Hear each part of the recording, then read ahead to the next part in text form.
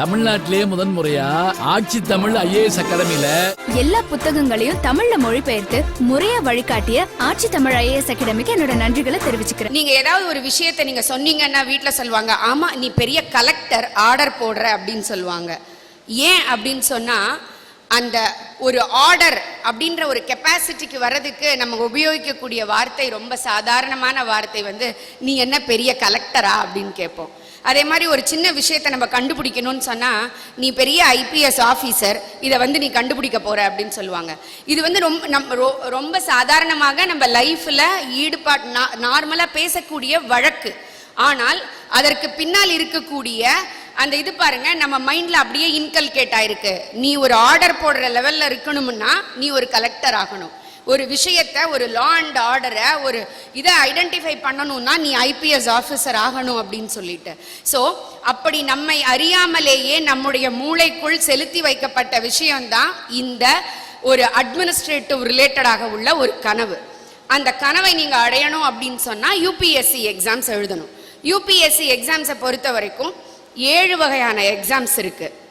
Civil service examination, engineering service examination, Indian economic service and Indian statistical service examination, Indian forest service examination, combined geoscientist and geologist examination, National Defence Academy and Naval Academy examination, combined defence service examination. இந்த 7 வகையான examinations இருக்கு.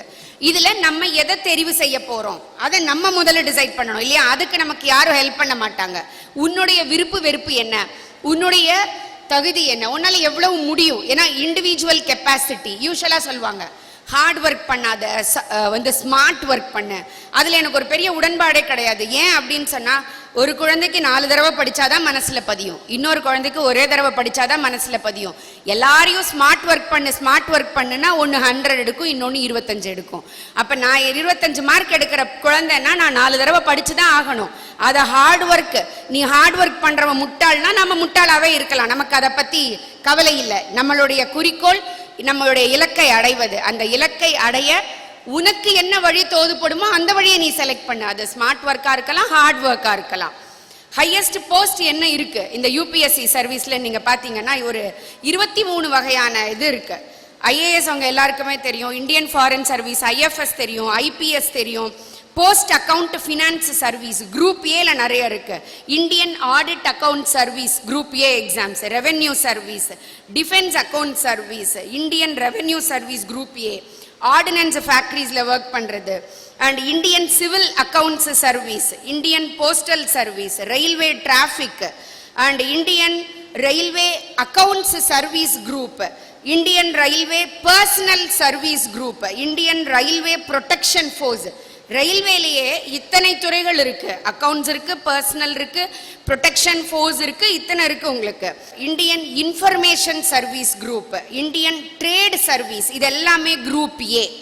Indian corporate law service, armed forces headquarters civil service group B, and Delhi Andaman Nicobar island Lakshadweep Daman Diu and Dadra Nagar Haveli civil service.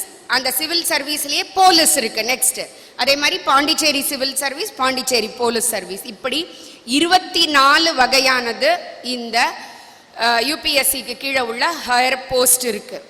So இதுல first வந்து UPSC எக்ஸாம்ஸ்ல civil service exam உடைய eligibility என்ன, any degree from recognised university. நான் எப்போதுமே என் பிள்ளைகளுக்கு சொல்லுவேன், நீ என்ன குரூப் வேணா விருப்பப்பட்ட குரூப்பை படி, ஆனா அதுக்கு முன்னால நீ படிக்கிற குரூப்பு நம்ம பல்கலைக்கழகத்தால UGCயால அங்கீகரிக்கப்பட்டிருக்கான்னு பாருங்க.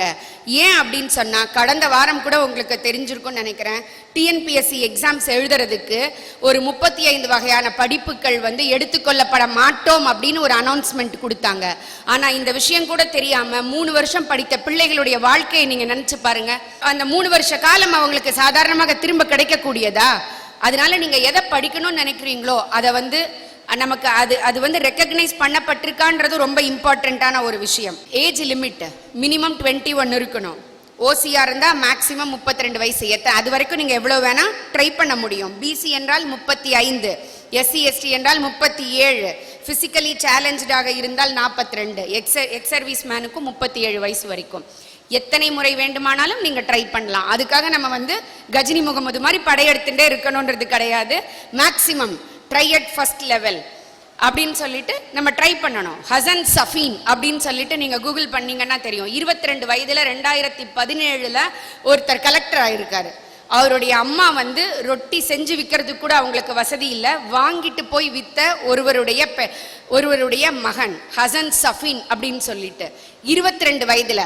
Minimum age limit 21. 22 வயதுல அவர் வந்து 570வது ரேங்க் ஆல் இண்டியா லெவல்ல வாங்கியிருக்காரு அப்படின்னா அதற்கு பின்னால் இருக்கக்கூடிய அவர்களுடைய உழைப்பை நம்ம கவனிக்கணும். ஸோ இதுல பார்ட் ஏ நீங்க எடுத்துக்கிட்டீங்க அப்படின்னு சொன்னா 200 மதிப்பெண்களுக்கு பேப்பர் 1 இருக்கும்.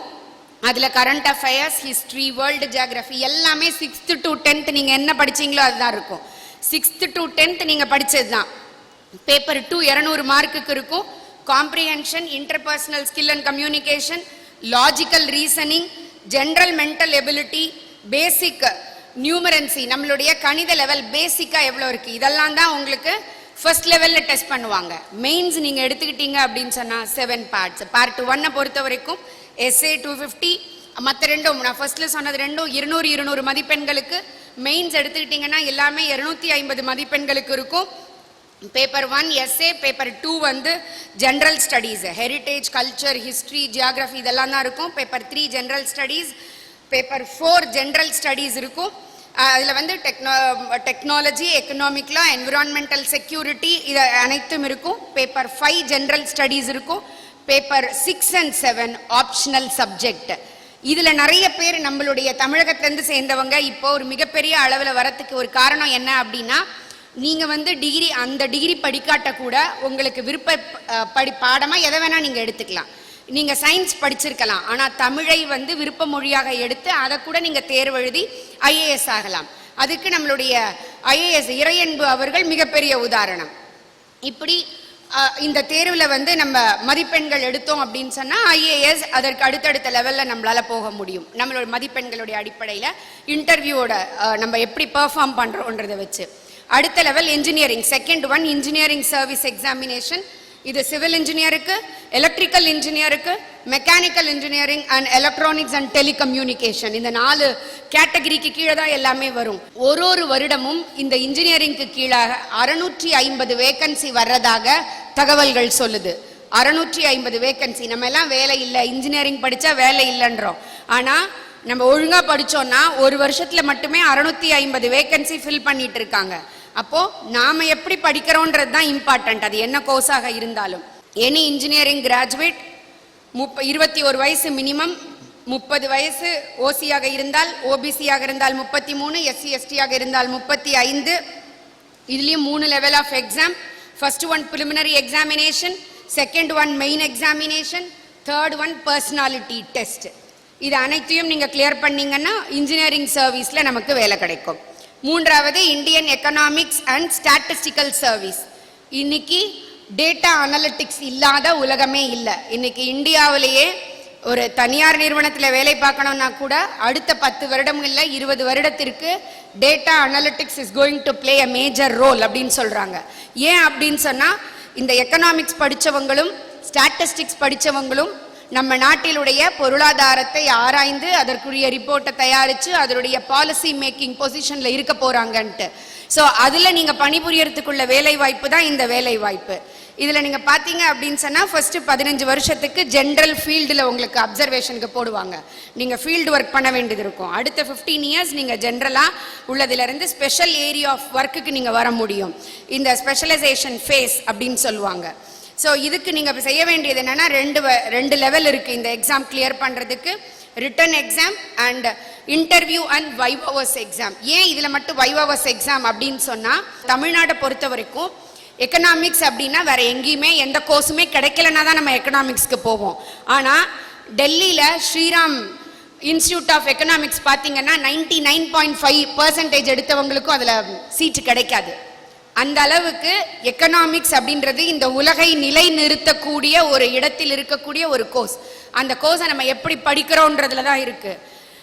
Next Indian forest service examination. Division forest officer, conservation of forest, principal of chief conservation of forest, இத்தனை போஸ்டிங் அதில் இருக்கு.